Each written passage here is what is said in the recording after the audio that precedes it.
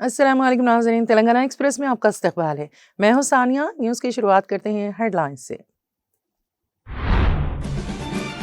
जारिया माह 15 नवंबर को मुनक़्क़द शुदनी तेलंगाना काबीना का इजलास मुलतवी। 17 नवंबर को मुनक़्क़द होगा रियासती काबीना का इजलास। रियासती काबीना में किया जाएगा बल्दियाती इंतखाबात का फैसला। वज़ीर आला रेवंत रेड्डी का ऐलान।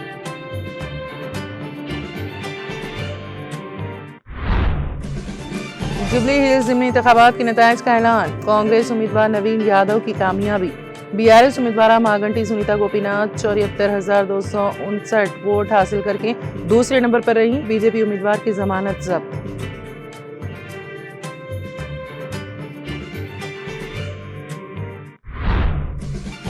जुबली हिल्स के ज़िमनी इंतखाबात में शिकस्त बीआरएस को कमजोर नहीं करेगी।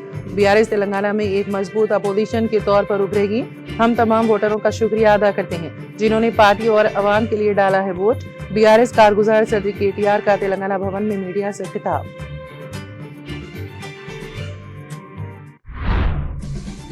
मागंटी सुनीता गोपीनाथ ने जुबली हिल्स हल्का असेंबली के राय दहिंदों से किया इजहार तशक्कुर।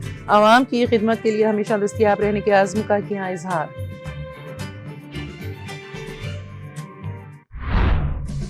सदर द्रौपदी मुर्मू अंगोला और बोट्सवाना के 6 रोजा दौरे के बाद लौटी वतन वापस। राष्ट्रपति भवन ने मुर्मू की वापसी का किया ऐलान।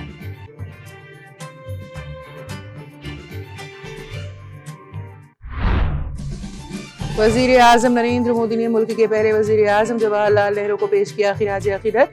कहा, चाचा नेहरू के नाम से मशहूर नेहरू जी हिंदुस्तान की आजादी की तहरीक में थे एक कद आवर शख्सियत।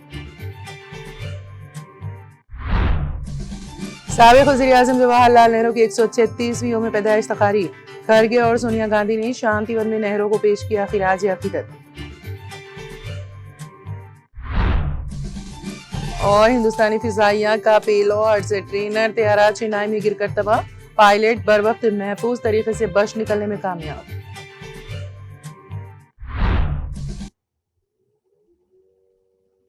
और अब खबरों की तफसील।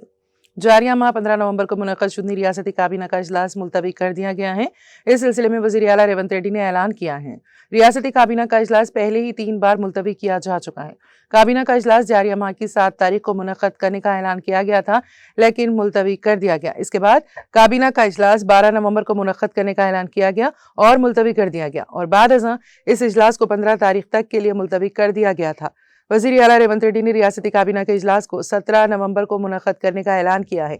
उन्होंने कहा कि बल्दियाती इंतखाबात का फैसला रियासती काबीना में किया जाएगा। वज़ीर आला रेवंत रेड्डी ने कहा कि तमाम वुज़रा से बातचीत के बाद फैसला किया जाएगा।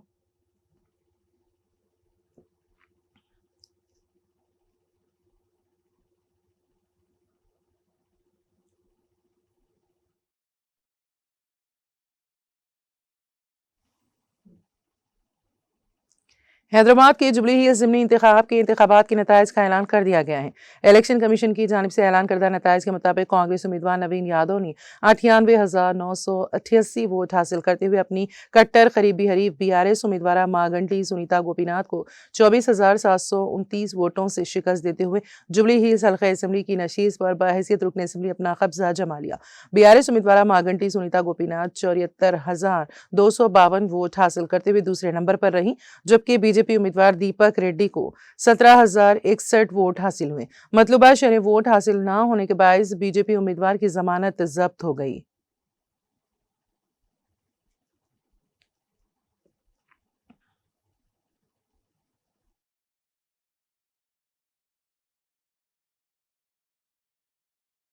मैं बहुत बहुत शुक्रिया करना चाहता हूँ हमारे जो पब्लिक को, जो मेरे ऊपर भरोसा रखकर इतना एक मैंडेट दिए, मेरे को इतना अच्छा मेजॉरिटी दी है। मैं सबका शुक्रिया अदा करता हूँ जो भरोसे से मेरे को जीता है। हर हर हर टाइम पब्लिक के बीच में रहते हुए उनके तकलीफात दूर करते हुए एक अच्छा नाम कमा ले।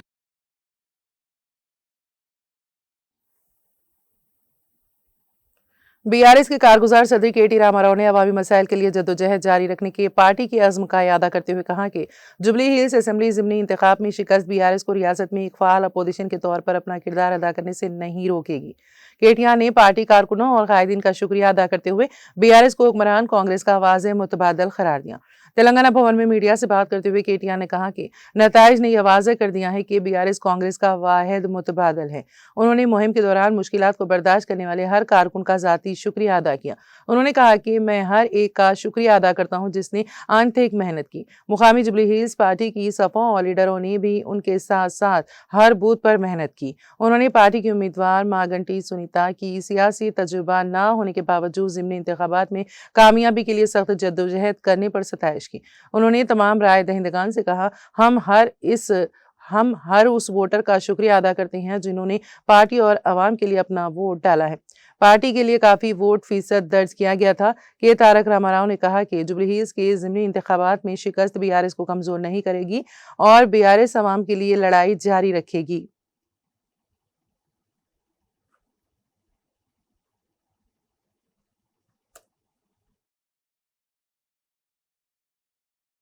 రాజకీయ పార్టీగా ఎన్నికల్లో దిగినప్పుడు గెలుస్తామనుకునే దిగుతాం, గెలుస్తామనుకునే కొట్లాడతాం, గెలవాలని కొట్లాడతాం, అట్లనే కొట్లాడినాం.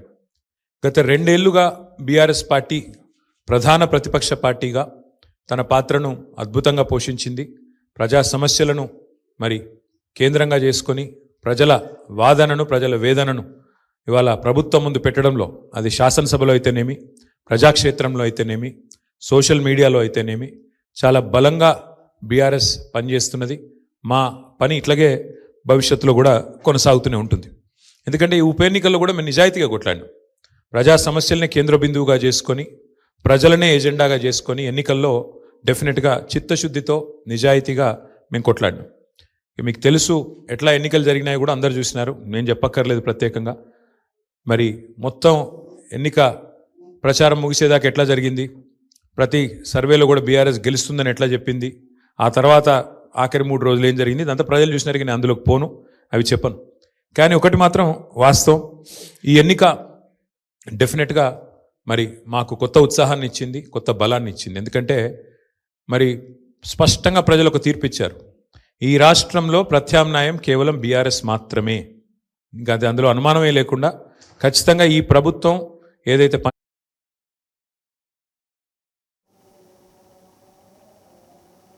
मागंटी सुनीता गोपीनाथ ने कहा कि आंजानी एमएलए मागंटी गोपीनाथ की उमंगों को पूरा करने और जुबली हिल्स के अवाम के साथ खड़े होने पर बीआरएस उम्मीदवार के तौर पर वोट देने और मुझे आशीर्वाद देने वाले सभी का तहे दिल से शुक्रिया अदा करती हूँ। उन्होंने कायदीन, कारकुनान और उन तमाम लोगों का तहे दिल से शुक्रिया अदा किया जिन्होंने बीआरएस पार्टी की जीत के लिए इतनी मेहनत की। सुनीता गोपीनाथ ने कहा है कि इस इलेक्शन में शिकस्त के बावजूद भी मैं इसी लगन के साथ अवाम की खिदमत के लिए हमेशा हाजिर रहूँगी।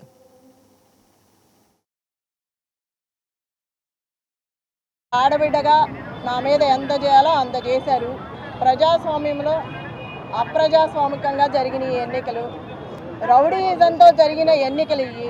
ప్రజలందరూ నాకు చాలా వరకు సపోర్ట్ చేశారు. వాళ్ళందరికీ నా ధన్యవాదాలు. ఈ ప్రజాస్వామ్యంలో ఈ అప్రజాస్వామికంగా జరిగిన ఈ ఎన్నికలు దాని గురించి మనం అనుకోవాల్సిన అవసరం లేదు. మొన్న జరిగిన 11వ తారీఖు అందరూ చూశారు. ప్రతి ఒక్కళ్ళు ఏం జరిగిందో అందరికీ తెలిసి చెప్పాల్సిన అవసరం లేదు. రిగ్గింగ్లు, రౌడీజాలు, అదే పైకి వచ్చింది, అదే గెలిచింది. అది ఒక మహిళ మీద. అది ఎంతవరకు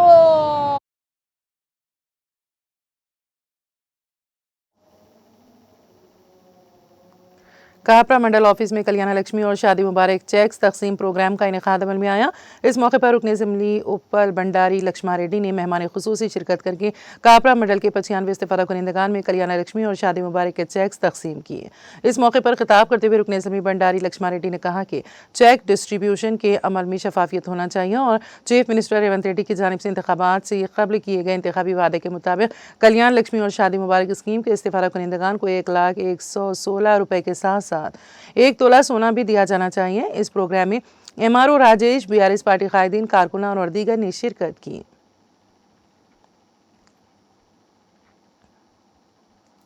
बालकोंडा असेंबली हल्के के वेलपुर, भीमगल और एरगोटला मंडलों से ताल्लुक़ रखने वाले 223 इस्तीफ़ादा कुनिंदगान में कल्याण लक्ष्मी व शादी मुबारक स्कीमों की दरख्वास्त की मंजूरी दी गई।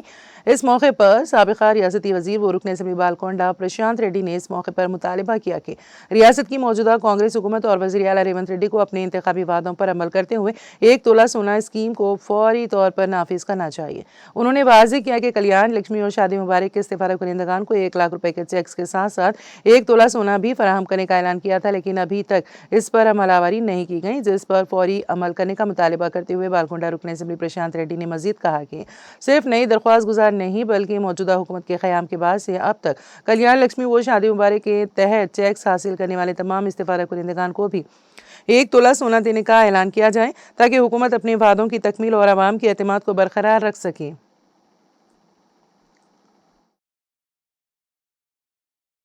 ఫైళ్లను అప్లికేషన్లను మంజూరు చేస్తూ సంతకాలు చేయడం జరిగింది.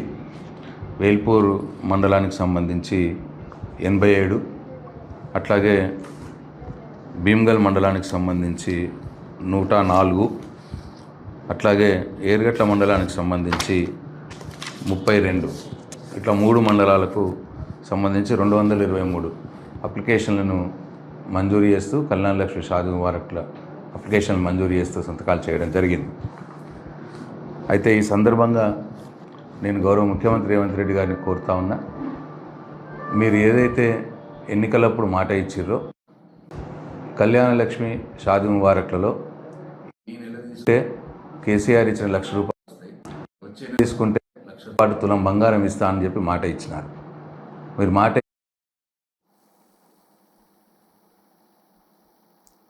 मरकज़ी हुकूमत की जानिब से रियासत के तमाम राशन कार्ड गिरंदों को हिदायत दी गई है कि वो EKY करवा लें, बसूरत दीगर राशन कार्ड मनसूख कर दिए जाएंगे। Assistant civil supplies officer Mehdipatnam Bushra Sultana ने मीडिया को तफसीलात बताते हुए ये बात कही।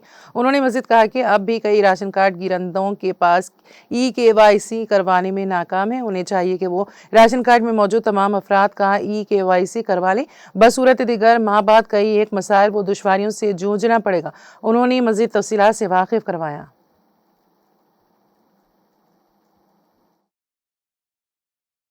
जी, मैं Bushra Sultana, assistant supply officer Mehdipatnam circle. हमेशा की तरह मैं कोशिश ये करती हूँ कि जो भी इम्पोर्टेंट ज़रूरी इंफॉर्मेशन है ताकि वो मेरे ज़रिए आवाम तक पहुँचे, उनको वो करने के लिए सहूलत मिले और घर बैठे लोगों को ये इंफॉर्मेशन मिले ताकि वो काम उन लोग आसानी से कर सके। तो अभी मेन इंफॉर्मेशन ये है कि जो ज़रूरी करना है, टॉप प्रायोरिटी अर्जेंट उसमें करना है, वो है EKYC। रेशन कार्ड तो लोग बना लेके बैठे हुए, रेशन कार्ड सबके पास है, मगर EKYC का मतलब है जितने भी रेशन कार्ड में फैमिली मेंबर्स है, जैसे कि एक रेशन कार्ड में अगर 5 मेंबर।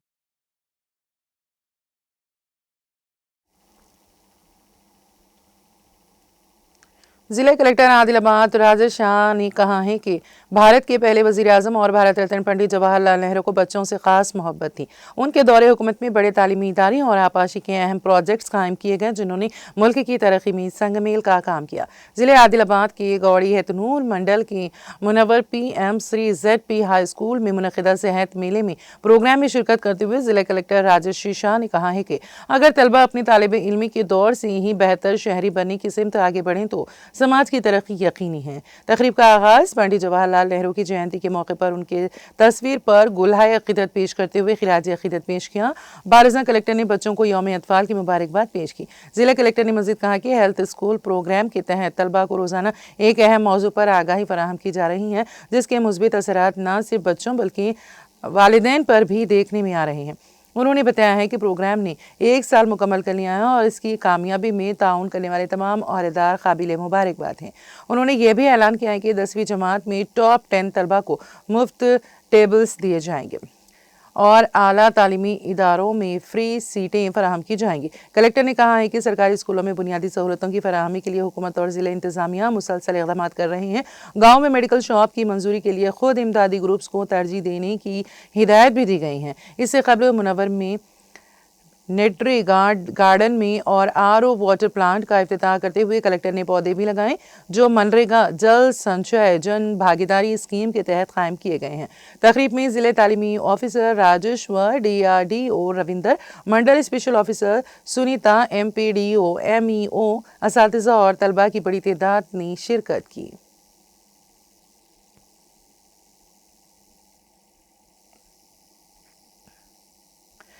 कौमी यौम अतफाल और चाचा नेहरू की यौम पैदाइश के मौके पर बेस्ट फ्रेंड्स वेलफेयर सोसाइटी के ज़रिए एहतमाम आदिलाबाद ज़िला मुस्तक़िल के खानापुर उर्दू हाई स्कूल में शानदार तकारीब मुनक़्क़द की गई। इब्तिदा में केक काटने की रस्म अदा की गई। इसके बाद तलबा में इम्तिहानी पैड्स और चॉकलेट्स तकसीम किए गए। इस मौके पर के बेस्ट फ्रेंड्स वेलफेयर सोसाइटी सदर अब्दुल अजीज़ ने खिताब करते हुए कहा है कि भारत में कौमी यौम अतफाल हर साल 14 नवंबर को मुल्क के पहले वज़ीर आज़म पंडित जवाहरलाल नेहरू की याद में मनाया जाता है। उन्होंने कहा कि बच्चों से नेहरू जी को बेपनाह उनसियत थी। ऐसी मोहब्बत की वजह से उन्होंने बच्चों की तालीम और फलाह बहबूद को हमेशा अव्वलीन तरजीह दी है। तकरीब में उर्दू हाई स्कूल की हेड मास्टर, वकील incharge principal Asif, best friends help welfare society की एडवाइज़र एडवोकेट भावना, स्कूल के असातिज़ा और बड़ी तादाद में तलबा ने शिरकत की।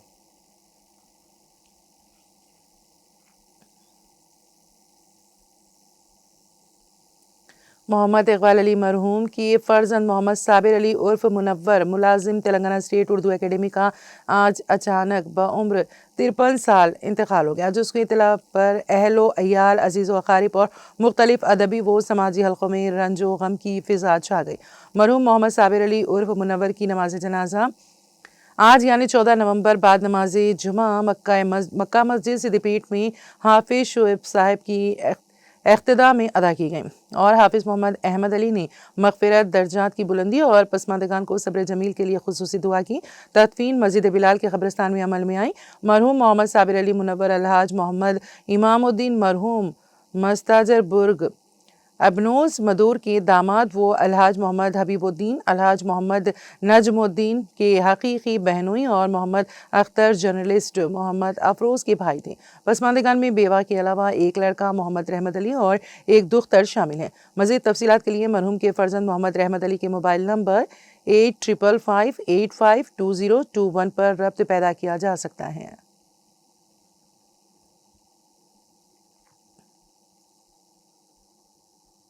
हैदराबाद के जुबली हिल्स असेंबली हल्के की ज़िमनी इंतखाब की गिनती से कुछ ही घंटे कबल एक अफसोसनाक वाक़या पेश आया।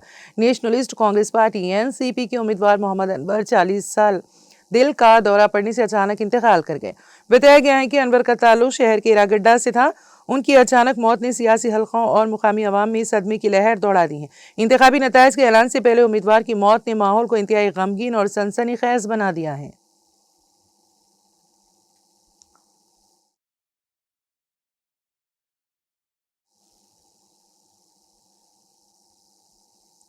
तेलंगाना एक्सप्रेस में अब वक्त हुआ एक ब्रेक का। ब्रेक के बाद भी खबरों का सिलसिला जारी रहेगा।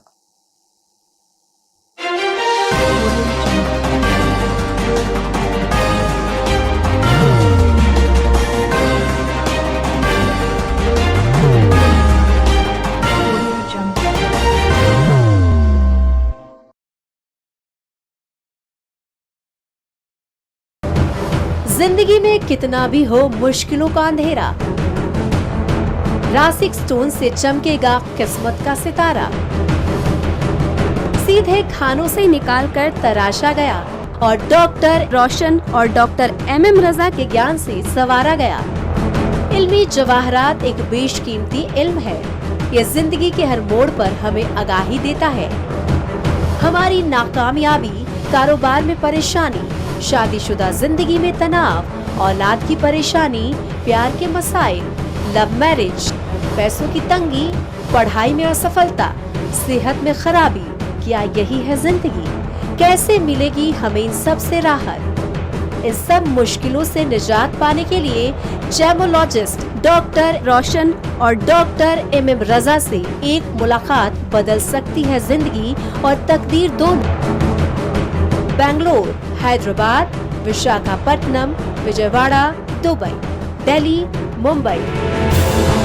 One visit can change your life.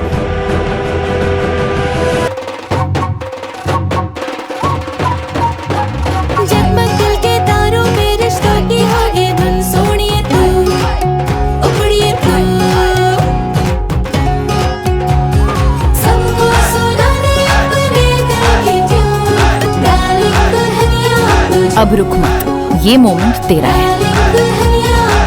Be the showstopper, be the showrunner. Show how it's done. Come celebrate the Brides of India with Malabar Gold and Diamonds.